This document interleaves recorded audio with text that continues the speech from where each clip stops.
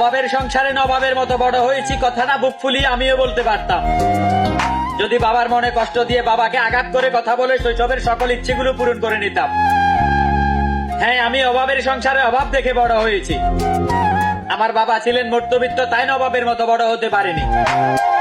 ক্লাসের সকল বন্ধুরা যখন সাইকেল চালিয়ে স্কুলে যেত তখন আমারও খুব ইচ্ছে করত একদিন 2 দিন না 100 দিনের প্রস্তুতি, আজকে বাবা বাড়িতে আসলে একটা সাইকেল চেয়ে বসবো।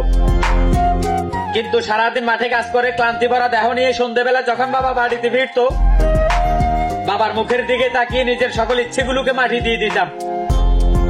আমি গর্ব করে বলতে পারি, যেটা বাবার সামর্থ্য ছিল না সেটা কখনো আবদার করিনি। যদি সাইকেলটা চেয়ে বসতাম, বাবা যেই করে হোক কিনে দিতে পারতো। তাতে যদি বাবার শরীরে রক্ত বিক্রি করা লাগতো তাও করতো। কিন্তু এই জেনারেশনে এসে দেখি আমাদের আশেপাশে হাজারো ছেলে আছে যারা নিজের টাকায় এক জোড়া জুতা কিনতে পারে না, অথচ বড়লোক বন্ধুদের সাথে তাল মিলাতে গিয়ে দামি আইফোন আর R15 এর জন্য বাবার সাথে করে যুদ্ধ। আমার এই লাইনটার মিনিং তারাই বুঝতে পারবে যারা আমার মতো মধ্যবিত্ত। আসমানে তো